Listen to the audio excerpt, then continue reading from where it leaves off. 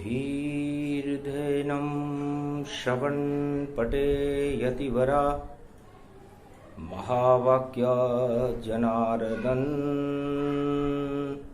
सच्चिदानन्दत्वं शरणं ब्रजेश। यादवेन्द्रं दयादाता पुण्डरीक्षा क्षीरसागरशयनं कमलनयनं नमस्तुते नमामि श्रीहरि। धैर्य से जिसको धारण किया जाता है, कर्णपटमों से जिनका पान किया जाता है, ऐसे सच्चिदानंद भगवान श्री यादवेंद्र सरकार को मैं नित्य ही चिंतन करता हूँ, नमन करता हूँ।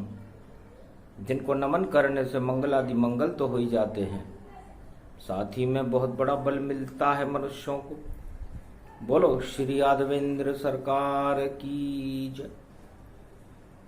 वाणी ब्रह्माणी करो वाणी पर नितवास, राम कथा वर्णन करूं पूर्ण कर्मा आस।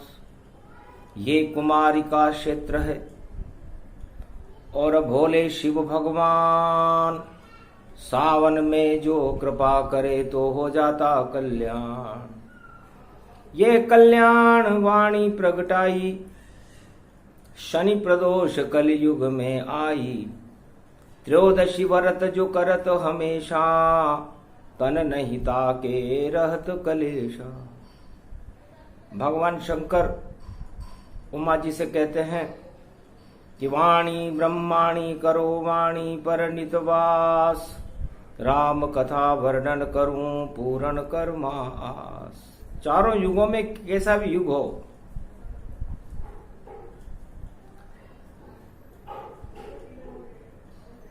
भगवान की भक्ति करने से संपूर्ण संसार को शक्ति मिलती है। इसे शक्ति उपासना कहते हैं। और सावन में भगवान शिव की भक्ति अश्वमेध यज्ञ के समान मानी जाती है। उमा, जो करता है भक्ति मेरी वह मेरे शरण हो जाता है। उसको भगवान बना देता, उसे सिंहासन मिल जाता है। कलयुग में लोग सिंहासन प्राप्त करने के लिए नेताओं की शरण में जाते हैं, और सतयुग में, द्वापर में और त्रेता में सारे भक्त सिंहासन को प्राप्त करने के लिए कैलाश मानसरोवर पर तपस्या करने आते। तो उमा जी, शनि प्रदोष है, सत्ता पूरे त्रिलोक की भगवान के हाथ में होती है। और वो चाहे तो किसी को राजा बना दें, वह चाहे तो किसी को रंक बना दें। राजा और रंक में बीच में भक्ति होती है। जिसके पास भक्ति नहीं वो रंक, और जिसके पास भक्ति है वो राजा। अजब गजब की बात कह रहे कलयुग भोलेनाथ, महाराज भक्त कैसे बनते हैं और हमको देव बताए। महाराज भक्त कैसे बनते हैं? क्या कभी कोई आपका भक्त बना और उसने सिंहासन को प्राप्त किया, और उसका परिणाम क्या हुआ? अच्छा हुआ या बुरा हुआ? यही सुना दो आप और कलयुग कथा बन जाए। और देखो अंधकार में और ज्ञान ज्योति जल जाए। कलयुग के घने अंधकार में आप ज्ञान की ज्योति जला दो। तब कहा भोले ने हंस करके, अब कथा उमा तुम्हें सुनना है, और शनि प्रदोष कलयुग का है। इसलिए शंकर का कहना है, त्रेता युग में भक्त था परम भक्त गति जान। द्विशर्वा का वह पुत्र था, उसका रावण नाम था। भक्ति करी कैलाश पर, शिव को लिया उठाए, शिव के सामने बैठकर बार बार मुस्काए। भगवान शंकर के सामने बैठ करके मुस्कुराने लगा कि विजेता हूं आपकी कृपा से। अहंकार आ गया उसे, बस मुझको भगवान बनाना था, पर अब तो दानव बनना होगा, क्योंकि चूक गए हो तुम रावण, अब तुम्हें सावन में पतन करना होगा। तो सावन शनि प्रदोष था, हुआ पतन गति जान, ऐसा पतन रावण हुआ। फिर आए पतित पावन राम को आना पड़ा उसके पतन को जतन करने के लिए,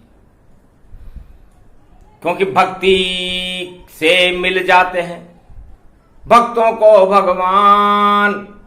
सावन में वह जप रहा ओम नमः शिव नाम, सियावर रामचंद्र शंकर हरिओम। तब मैंने उसकी 12 बजाई, थोड़ी सी बुद्धि भरमाई। 1 मिनट ही शेष था, 11 59 ज्ञान। अभिजीत मुहूर्त आने वाला था, जिसमें आ जाते हैं राम। तो मैंने सोचा कि भक्ति में तो ये सारी परीक्षाएं पास कर चुका, 99.9% नंबर प्राप्त करने के बाद रावण पहले स्थान पर है, राम का तो पता ही नहीं है। तो क्या इसे राम बनने के लिए उत्तीर्ण घोषित कर दे? इतने में ही बदली बुद्धि, बोला रावण ज्ञान। भक्ति करते करते उसका भटक गया था ध्यान।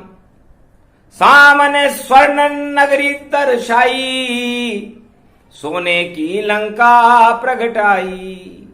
शंकर से बोला महाराज ये क्या है? तब भगवान शंकर ने कहा तू मेरे सामने कैसे बैठा? मेरे सामने तो न पार्वती बैठती, न गणेश बैठते, न सरस्वती बैठती, न कार्तिक बैठता। इस पूरे कैलाश के ऊपर केवल नंदी मेरे सामने बैठता है, और नंदी बैल है। और बैल में कितनी बुद्धि होती है तू जानता है कि वो बैल मुझे भी बिठा लेता है, जबकि मैं महादेव हूं। क्या महादेव किसी बैल पर बैठ सकते हैं? पर वो बैल इतना अज्ञानी है कि वो ये समझता है कि महादेव त्रिलोकाधिपति मेरे ऊपर बैठे, जबकि ऐसा है ही नहीं, ये तो मेरा खेल है। तो इसलिए अब तुझे बैल बनना पड़ेगा, और तू राजनीति का बैल बनेगा, और खेल अब शुरू होता है। और तुझे मैं लंका का चक्रवर्ती सम्राट बना दूंगा, और 1.25 लाख तेरे समर्थक भी दे दूंगा, और फिर देखूंगा करता कैसे तू इस भक्ति दान। अरे सावन मास में फिर तू कभी नहीं शिव को पहचान, तू कैलाश मानसरोवर आ ही नहीं पाएगा। इस कारण तुझको बैल बनाकर सामने मैंने बिठाया, और राजनीति का खेल रावण तुझे मैंने बहुत सिखाया। तो क्या इच्छा है तेरी? महाराज आनंद तो इस नगरी का राजा बनने में आएगा, और ये नगरी मुझको दे दो तो परमानंद हो जाएगा। सत्ता का सिंहासन मुझको लंका दे दो आज, शनि प्रदोष पड़ा हुआ है, कृपा करो महाराज। भगवान शंकर समझ गए कि इसके विपरीत दिन आ गए। जब कोई सत्ता मांगता है तो समझ लो उसके विपरीत दिन आ जाते हैं। उसके पुण्य समाप्ति का दिन होता है वो, जब वो सत्ता ऊपर आरूढ़ होता है। मैंने कहा तत्काल अब मुझसे हो जाओ दूर, भक्त मेरे अब नहीं रहो तुम घन घमंड से चूर। आज से तुम मेरे भक्त नहीं, अब तुम इस माया के भक्त हो, इस सिंहासन के भक्त बनो, शिव के नहीं। आज से तुम सत्ता के भक्त हो। पर सुना नहीं रावण का झुकाना, भूल गया शिव का संधाना। लंका सोने की लेकर के और पहुंचा लंक के माय, भूल गया सब ज्ञान को, सत्ता दिख रही जाए। और सिंहासनाधिपति लंकाधिपति चक्रवर्ती सम्राट रावण त्रेता युग में बन गया, भगवान से बहुत दूर हो गया। जो भगवान के बिल्कुल पास आने वाला था, एक पल बाकी था, लेकिन एक पल में ही इतना दूर हो गया। और पाप चढ़ गए भारी, सत्ता और 1.25 लाख नाती मिल गए और देखो लंका मिली सारी। बहुत प्रसन्न हुआ अब दानवता प्रगटाऊं, भगवान से कोई नहीं मिल सके मैं ऐसा युग फिर लाऊं। मैं दानव युग लेकर के आऊंगा, क्योंकि राम राज्य से तो मुझे चिढ़ है और भगवान से बहुत दूर हो गया। हंसी उमा, क्या किया प्रभु शनि प्रदोष गति जान, क्यों बुद्धि बिगड़ी इसकी ये शनि प्रकोप ही मान। उमा जी, ये शनि का प्रकोप हो गया इसके ऊपर, सत्ता के ऊपर शनि का प्रकोप है इस समय। इसकी बुद्धि बिगड़ गई, भगवान की भक्ति को छोड़कर ये भगवान भक्तों को अपने पास बुलाते हैं और जिसको सत्ता का सिंहासन देते हैं उससे भगवान बहुत अरबों कोस दूर हो जाते हैं, वो उससे मिल नहीं सकता। तो ऐसा क्यों हुआ? गर यदि इसको ऐसा नहीं करता तो अनर्थ धरा पर हो जाता,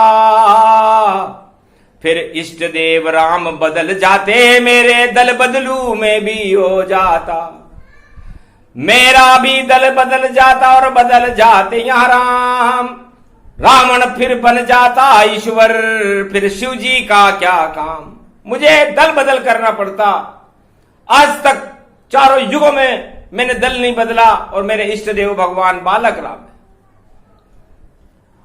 और ये 99.99% भगवान बनने के लिए इसने सारी परीक्षाएं प्राप्त कर ली थी, पास कर ली थी। बस एक पल ही बाकी बचा था और 11 गुण सट हुआ और 5 का अंक तो पंच तत्व और 9 ग्रह ने इसको ही छुआ। जैसे ही छुआ नवग्रह ने और हुआ प्रकोप तमाम, छाया शनि की पड़ गई तो हो गया पूर्ण काम। इतना काम करता है शनि और मकर राशि का शनि। इस कारण रावण तो लंका में चला गया, भगवान शंकर से बहुत दूर हो गया और सिंहासन आरूढ़ हो गया और सत्ता के पास हो गया।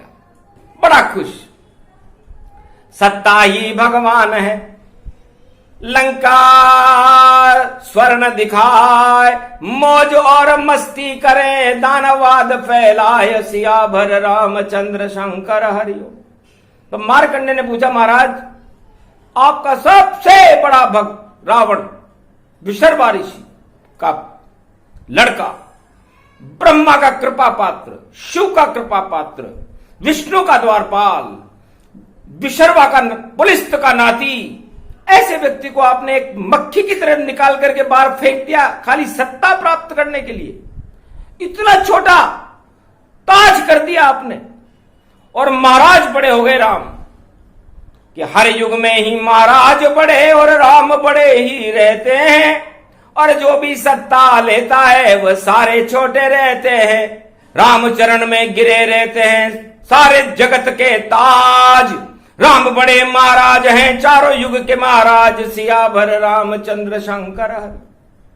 क्या गलती की महाराज, हम भी सुने ताकि भविष्य में सुधार कर सके। मार्कंडेय से कहने लगे, उमा जी से कहने लगे भगवान शंकर कि जब कैलाश उठाकर ही मेरे पास आ गया था और मेरे चरणों में गिर करके मुझे प्रणाम करता और भगवान की भक्ति का आशीर्वाद लेता कि महाराज मेरी आत्मा आपके चरण में सदा ही लीन रहे, बस यही मेरी इच्छा है और कोई न मेरे दिल में रहे, तो राम बन जाता, फिर कभी न मरता ताय, अजर अमर अविनाशी रावण राम रूप हो ही जाए। राम बनने का समय आ गया था, लेकिन एक पल की इच्छा, माया की इच्छा, तो माया इतनी बुरी चीज है कि एक तिल के बराबर भी किसी के मस्तिष्क पर चढ़ जाए तो अरबों जन्मों के पुण्य को बिगाड़ देती है। ये सत्ता का मोह ऐसा खराब होता है। तो मार्कंडेय ने कहा, महाराज मैंने तो कोई भक्ति नहीं की थी, मैं तो मरा हुआ बालक था और बिना भक्ति के आपने मुझे अमर कर दिया, इसमें क्या रहस्य था? कि तेरे बेटा बाल रूप था, बालक ही भगवान, तुझे नहीं था भक्ति का वहां कोई भी ज्ञान। जब इच्छा पूछी मैंने तुझसे कि क्या बालक बतलाओ, क्या इच्छा है अंतिम क्षण में वह हमको समझाओ। तो उस समय उमा जी और सरस्वती की बुद्धि और काम कर रही थी तेरे ऊपर, क्योंकि बालक और भगवान एक जैसे होते, निष्कपट होते हैं। तब कहा हंस करके बेटा तेने कि मरते मरते पूरी कर दो, मरने से पहले मुझको भी आपकी गोदी में रख लो। अब अंतिम इच्छा पूरी करने के लिए दिया तुझे वरदान, और जब गोदी में बैठ गया शिव की तो फिर मरने का क्या काम, सियावर रामचंद्र शंकर। तो तेने तो सत्ता शिव की मांगी, उसने लंका की मांगी थी, और वह तो नष्ट होगा जल्दी ही, पर तू तो अमरतन रागी थी। तो अमर हो गया बेटा, और वो मर गया। जो सत्ता के सिंहासन पर चढ़ गया समझ लो मर गया, भगवान से बहुत दूर हो गया। और मार्कंडेय तुम मरते मरते भी अमर हो गए, तो इसे कहते हैं भगवान की कृपा। तो जब भक्ति करते करते मनुष्य भगवान के पास पहुंच जाए तो उसे माया का त्याग कर देना चाहिए। शनि प्रदोष के अंदर ये पहला संदेश कलयुग में मानवता की रक्षा करने के लिए कैलाश मानसरोवर से प्रसारित किया गया। और दूसरी गलती, सुनो उमा अब शंकर बोले, और मारकंड्य मंत्र अब पढ़ते हैं, और रावण भी इस मंत्र को लंका में ही जपते हैं। तो जब भी आता शनि और प्रदोष प्रगट आए, या आती है हरियाली मावस सोमवार गति छाए, सोमवार को भारत में हरियाली अमावस्या होगी, बड़ा विचित्र होगी, नीलम मणि का प्रकाश होगा भारत में, क्योंकि ऐसा बहुत युगों के बाद होता है कि सोमवार भी हो, सावन भी हो और हरियाली अमावस्या भी हो। तो तीनों जगत गुरु मिलकर के और नीलम मणि का प्रकाश पूरे जगत में फैला देते। ओम नमः शिवाय, हर हर महादेवाय, पशुपतिनाथाय, नीलकंठे गगगम, नीलकंठे रुंड मुंड चुंडे, तड़ात्या विघ्ननाशो, महादेव सर्व विघ्न विनाशो, सर्वशक्ति जगदम्बे अंबिके भवानी, भयहारिणी मंगलाकारिणी, रुद्र रूपणी भयहारिणी, शत्रुनाशिनी रोगनाशिनी, दरिद्रनाशिनी मम परम कल्याणी, भगवती महादेवी दुर्गा दुर्गति नाशिनी, सर्वशक्ति जगदम्बे। बीलपत्रो अभिषेको अगमागममं यदा दृष्टि तयो मयो सर्व विघ्न विनाशो, ओम नमः नमः शिवाय, हर हर महादेवाय। मार्कंड ने जब मंत्र पढ़ा, लंका में रावण ने मंत्र पढ़ा, तो भगवान शंकर प्रसन्न हो गए। सावन के महीने में शिव का महामृत्युंजय जपले कोय, तो अजर अमर अविनाशी होता, इसमें संशय न होए। शनिदेव ये बात सुन रहा था, महाराज शनि प्रदोष है, आप आज सबको कुछ न कुछ बांट रहे हो, आपने मारकंडे को बालक को तो अमर कर दिया और रावण को भक्ति से दूर करके और ताज का सम्राट बना दिया। तो महाराज ये फर्क क्यों कि जाकी रही भावना जैसी, प्रभु मूरत तिन देख्यूं वैसी। बस भावनाओं का फर्क है। राजा सब एक जैसे ही होते हैं, प्रजा भी वही होती है, लेकिन भावनाएं अलग अलग होती हैं। तो भावनाओं में भगवान होते हैं।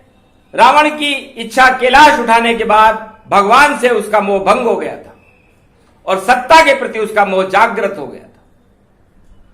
जैसे ही उसका सत्ता का मोह जागृत हुआ, नवग्रहों ने जागृत किया, शनि ने विशेष कृपा की, 11:59 हो रहे थे, तो बस 1 सेकंड में ही उसका खेल बदल गया और वह लंका का चक्रवर्ती सम्राट बन गया। और शनिदेव अब तुम न्यायाधीश हो। और राम जी तो थे ही नहीं। और देखो इस मैदान, सावन मास का ये प्रदोष है, अब राम पधारे आन। अब राम जी आए हैं। जब मेरे इष्टदेव मेरे सामने आ गए, बड़ी खुशी हुई मुझे। राम ने भी मेरा निर्णय देखा, बहुत प्रसन्न हुए, धन्य हो भगवान शंकर, आपका न्याय धन्य है और आपके इष्ट देव तो मर्यादा पुरुषोत्तम है। आपने एक बालक को अमर कर दिया और आपके खास भक्त, जो आपका सबसे अच्छा भक्त था रावण, उसको त्रिलोक का नहीं, लंका का चक्रवर्ती सम्राट बना करके उसका पतन कर दिया आपने। ऐसा क्यों किया? महाराज किया सब आपके ही लिए, क्योंकि चारों युगों में महाराज आप ही रहते हो और ताज छोड़कर बैकुंठ का और भारत आते रहते हो। तो भारत का मांगा नहीं उस रावण ने राज, इस कारण लंका का राज तो होएगा बेताज, सियावर रामचंद्र शंकर हरि। और ताजधारी तुम बनो इष्ट हमारे, और दशरथ के घर लो अवतारे। इस कारण ही खेल ये शनि प्रदोष तन पाए, अरे राम राजा बनेंगे त्रेता में, भारत के राम राज हो ही जाए। आप दोनों की तुला राशि होगी महाराज, आप राम बनोगे और रावण बनेगा, और ये शनि देव आप दोनों पर लगेंगे, क्योंकि इनका काम तो परीक्षण करना है और ये टांग खींचते हैं। मगर मच्छी से कम नहीं होता शनि, जिस तरह न्यायाधीश होता है उसी तरह शनि देव भी न्यायाधीश है, और मृत्युलोक में दंड देने का काम मुख्य न्यायाधीश शनि देव करते हैं। लोहे की कुर्सी पर बैठकर निर्णय करते हैं, काले कपड़े पहन करके, और जब वो निर्णय करते हैं तो संसार में बड़े बड़े महारथियों के पसीने आने लग जाते हैं। तो शनिदेव मकर राशि में तुम कलयुग में 2023 तक रहोगे, किस किस की टांग खींचोगे? हंसने लगे शनिदेव। महाराज जिधर इशारा आपका उसकी खींच लूं टांग, ताज भंग हो जाते हैं जब शनि अड़ाते टांग। आपको जिसकी खींच ले महाराज, आप इशारा कर देना पाप पुण्य देख करके, किसकी टांग खींचनी है, किसके पाप ज्यादा है, किसके पुण्य कम है। जिसके पाप ज्यादा है उसकी टांग खींच लूंगा, जिसके पुण्य ज्यादा है उसको ताज सुरक्षित कर दूंगा। तब भगवान ने कहा, अभी कलयुग नहीं चल रहा, अभी त्रेता चल रहा है। जाओ लंका के सागर में और मगर बनो तत्काल, और टांग खींच लो उस रावण की, कर दो उसका काल। जो आज्ञा गुरु आपकी, लंक समुद्र जाऊं और रावण से भी मिल लूंगा मैं, और बात ही करके आऊं। रावण के दरबार में मकर राशि के शनि पहुंच गए। रावण के दरबार जय जयकार रावण करी और बोला, रावण सरकार की जय हो। शनिदेव आपके दरबार में आए और आपके ताज की टांग खींचेंगे। मकर राशि में है, कलयुग में भी 2023 तक मैं मकर राशि में रहूंगा, ज्यादातर टांग में मकर राशि के शनि में ही खींचता हूं। तो क्या करोगे? चक्रवर्ती हो आप लंक के, सोना लंक है भारी, और टांग खींच के उल्टा पटकूं ताज लटक जाए सारी। तब दिया आदेश सेना को और टांग बांध दो जाए, कैसे खींचे टांग मेरी, इसको उल्टा दो लटकाए। आज्ञा पाते ही, और शनि से एक गलती हो गई कि शनि ने सबके सामने पर्दा खोल दिया। तो जब टांग खींचनी हो किसी की तो चुपचाप खींचनी चाहिए, सबके सामने नहीं बोलना चाहिए, वरना राजा सतर्क हो जाता है और फिर टांग नहीं खींचती। तो शनि लटक गए उल्टे, और ज्योतिष रावण जान, और टांग मुंह लटका दिया पृथ्वी पर और टांगे पहुंची आसमान। तो उल्टी दृष्टि शनि की अवध पड़ी जब जाए, बिगड़ गई मंथरा की बुद्धि जो श्रमिक रूप कहलाए। मजदूर की बुद्धि बिगाड़ दी, चपड़ासन थी मां की, सेविका थी, उसने कैकई की बिगाड़ दी, कैकई ने दशरथ की बिगाड़ दी।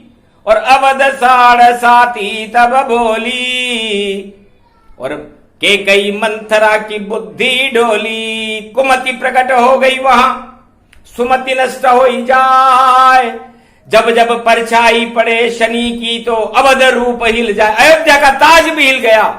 तो आज कलयुग के ताजों की क्या हालत है? शनि प्रकोप में है सारा विश्व के ताज इस समय। अब पता नहीं किसका ताज बचे और किसका जाए और किसका रह जाए। यह अभी भविष्य के गर्भ में इसका फैसला भगवान शंकर करेंगे। और राम गए वनवास को, शनि दशा जब आई, 7.5 राम पड़ी तो अवध छूट गई जाई। जंगल में वनवास हो गया, साथ में लक्ष्मण सीता नारी। मारे मारे फिर रहे त्रिलोक के छत्रधारी।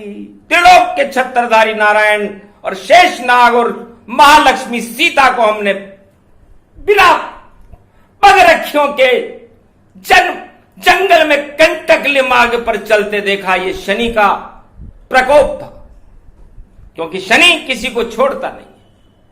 कैसा भी ताज सम्राट क्यों ना हो, पूरे त्रिलोक का किसी भी युग में क्यों ना हो, जब शनि के चपेटे में आता है और जब शनि टांग खींचता है तो अच्छे अच्छों की टांग तोड़ देता है।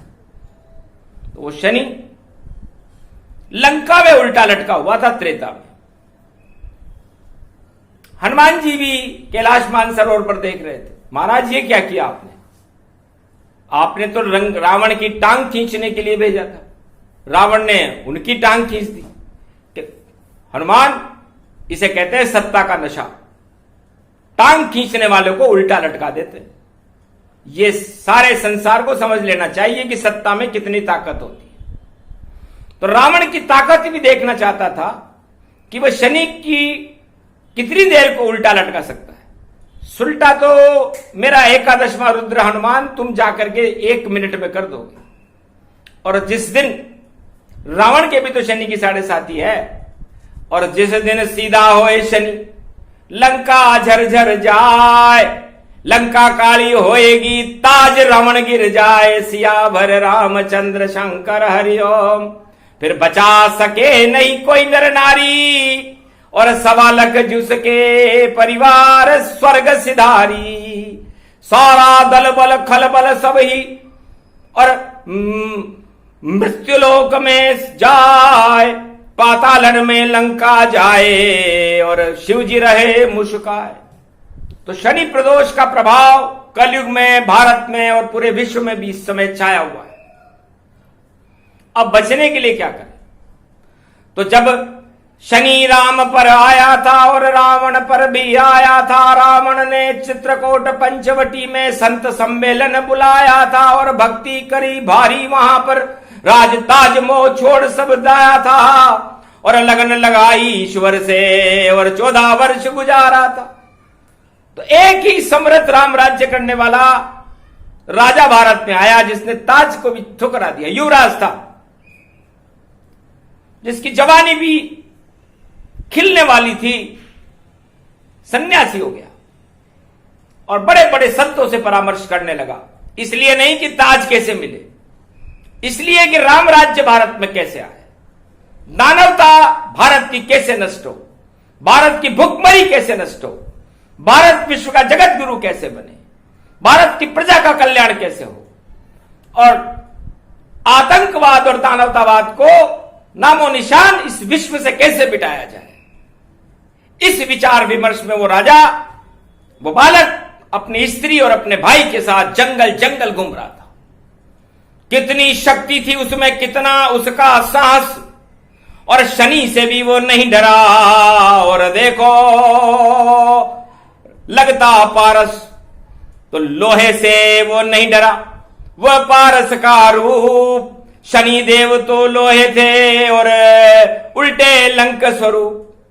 शनि देव तो लोहे थे, उन्होंने लंका को ही लोया बना दिया, और ऐसा लोया बना कि वो लोहा लेने राम जी से आ गया। रावण, बुद्धि बिगड़ गई रावण की, और लोहा लेने आया है। अरे पारस ने जब देखा उसको, तो सोना उसे बनाया है। तो एक अवीक्षण, एक ही लोहा बन गया स्वर्ण समान, वह शरणागत आया था तो कृपा करी भगवान। एक लंकावासी पर भगवान राम ने कृपा की, उसका नाम विभीषण था। बाकी सारे लोहे ही, और जंग लगा दिया जाए, लंका सागर में गल गए सब, पता नहीं चल पाए। सारे लोहे जंग लगे, उस लंका के समुद्र में ही डुबो दिए भगवान ने। इसे कहते हैं पारस, भक्ति का प्रकाश। और डूब गया लंकापति, हारी लंका जाए, दसों शीश वहां कट गए, कोई नहीं बच वहां पाए। पुत्र मरा, भाई मरा, मर गए रिश्तेदार, और शनि सीधा हनुमान ने कर दिया लंका बंटा ढार। सियावर रामचंद्र शंकर हरिओ। तो शनि प्रदोष के दिन ही हुआ सभी ये खेल, और निकल गया था लंकापति का घन घमंड अकड़ का तेल। सारी कमंड चकनाचूर हो गए, तेल निकल गया उसका। अब मरते मरते मेरे पास आया जब वो आखिरी सांस ले रहा था। महाराज, मेरे से क्या गलती हुई जो मैं आपसे इतने दूर हुआ? बेटा, अब इस प्रश्न का उत्तर क्यों पूछता है? अब तो तीर तर्कस से निकल चुका।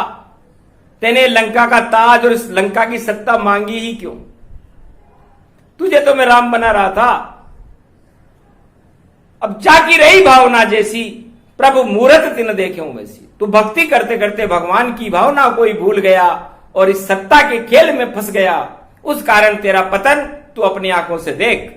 और तुझसे कितनी घुटन हो रही होगी। घुटन मुझे भी हो रही है कि मेरा प्रिय शिष्य अपने अंतिम सांसें गिन रहा है। दशानन है, दसों दिशाओं का जो चक्रवर्ती सम्राट था, सोने की लंका में रहता था, सबसे बड़ा दल जिसके पास था, 1.25 लाख नाती थे, विश्व की सबसे बड़ी दल का मालिक था, बड़े बड़े तेजस्वी पुत्र थे, मेघनाथ था, कुंभकर्ण था और अहिरावण थे, बड़े बड़ी शक्तिशालियां थी, बड़े बड़ा विज्ञान था जिसका। धरे यहां पर रह गए, आया नहीं कोई काम, और मरते वक्त तेरे सामने खड़े हुए राम। बस ये मेरी कृपा नहीं होती तो मेरे इष्ट देव राम तेरे सामने नहीं आते। अब गलती मत कर, जा वापस बन द्वारपाल, देखा करना राम कौन कौन मिलने आता है, बस यही तुम्हारा काम। खुश हो गया रावण लंकापति सारी, धन्य धन्य तुम हो त्रिपुरारी। आंखें खुल गई मेरी, अब मैं बन गया चौकीदार, कभी सम्राट में नहीं बनूं, ये सत्य शपथ साकार। तो उस चौकीदार ने, जो द्वारपाल जय और विजय थे, राम के सामने शपथ खाई कि कैसा भी युग हो मैं तो चौकीदार ही रहूंगा, कभी राजा बनने के लिए सपने में भी नहीं सोचूंगा। बस हो गया कल्याण मस्तु, और शिव ने दिया आशीर्वाद।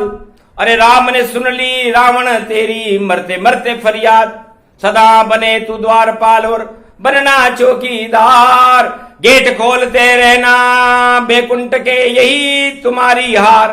बस बैकुंठ के दरवाजों पर जो संत आएंगे उनके दर्शन करना और भगवान से मिलाते रहना उनको, यही तुम्हारा काम है। इसी में तुम्हारे को 4 वेद, 6 शास्त्र, 18 पुराण कंठस्थ हो जाएंगे। क्योंकि जब भक्तों की मलियागिरी सुगंध तुम्हारे से चिपकेगी द्वारपालों, चौकीदारों, तो तुम्हें भगवान की शक्ति का प्रवेश तुम्हारे शरीर में बिना पढ़े लिखे ही हो जाएगा। क्योंकि द्वारपाल ज्यादा पढ़े लिखे नहीं होते, यदि वो पढ़े लिखे हो जाएं तो फिर द्वारपाल नहीं बनते। इसलिए तुम्हें हमने बड़ा पढ़ा लिखा बनाया, जय और विजय, और तुम बैकुंठ के दरवाजे खोलने का काम करते रहना। और कभी ऐसी इच्छा मत करना चारों युगों में कि मुझे सिंहासन पर बैठा दो। सिंहासन के बैठने का परिणाम अच्छी तरह तुम्हें अनुभव करवा दिया है, सारा ज्ञान करवा दिया, शनि प्रदोष का ज्ञान। ये प्रसंग जो भी सुने उसका हो कल्याण। तो सारे कलयुग के भक्तों को भी ये ज्ञान समझाया गया। शनि प्रदोष था, तो इस प्रसंग को सुनने वाले पर शनि देव का प्रकोप नहीं होता और भगवान शंकर और राम की कृपा हो जाती है। और जिस तरह मार्कंडेय जर अमर हो गए, उनकी भक्ति अमर हो जाती है। तो बोलो, आपको भगवान चाहिए या ताज चाहिए? यह फैसला आप अपने अपने मन में इस प्रसंग को सुनने के बाद कर लेना। ताज चाहिए तो आपकी हालत लंकापति रावण जैसी हो जाएगी, और यदि राम चाहिए तो भगवान से हर जन्म में मिलते रहोगे। ये सुगम रास्ता बता दिया है शंकर भोलेनाथ। ये कथा प्रसंग पूरा हुआ और देखो राम प्रकट हो ही जा। तब जाकर के राम का प्रकाश हुआ, अज्ञानता का अंधेरा हटा, शनि प्रकोप से भारत को मुक्ति मिली, दुख दरिद्र का नाश हुआ और शिव शक्ति का ज्ञान भारत में प्रकट होने लगा। वाणी अवतरण होने लगी और उस वाणी गंगा के अंदर ब्रह्मवेता स्नान करने लगे, सारे पाप ही धुल गए। तो ये पाप धोवनी शनि प्रदोष है। ये एक युग में एक बार ही आता है, तो कलयुग में ये पाप धोवनी शनि प्रदोष 2020 में आया। ये महामारी के पाप भी धो देगा और समस्त विश्व के राजा और प्रजा के पाप भी धो देगा, क्योंकि 21वीं शताब्दी में यह धुलाई जरूरी थी। इसके बाद तो फिर कल के अवतार का नीलमणि प्रकाश इसी जुलाई के अंत में होगा, जिसे सारा भारत और सारा विश्व और सारा विज्ञान देखेगा कि भगवान की नीली छतरी वाले का प्रकाश कैसा होता है। और हरियाली अमावस्या सोमवार को आना एक शुभ संकेत है। इसका प्रसारण विशेष रूप से कैलाश मानसरोवर से वाणी के द्वारा सोमवार को किया जाएगा, जिसे सुनते सुनते ही हो जाए शिव शक्ति का ज्ञान। ब्रह्मा विष्णु महेश भी प्रगटे वहां भगवान। इससे सारे भगवान को प्रकट करने वाली सोमवती अमावस्या का प्रागट्य, हरियाली अमावस्या का प्रागट्य भारत में हो रहा है। शुभ शगुन है। ऐसे शुभ शगुन भारत में होते रहें, भगवान की जय जयकार होती रहे, भारत के राजा और प्रजाओं का भाग्य जगमगाता रहे और भारत की सभी 1.25 अरब भारतीयों की बुद्धि शुद्ध रहे, उसमें भगवान की भक्ति रहे और सारे भगवान की शरणागत होकर के भारत को विश्व का जगत गुरु बनाने के लिए उनके हृदय में तरंगे उठे। और ये प्रेरणा भगवान शिव आज आप पूरी कर दो। जय शिव शक्ति।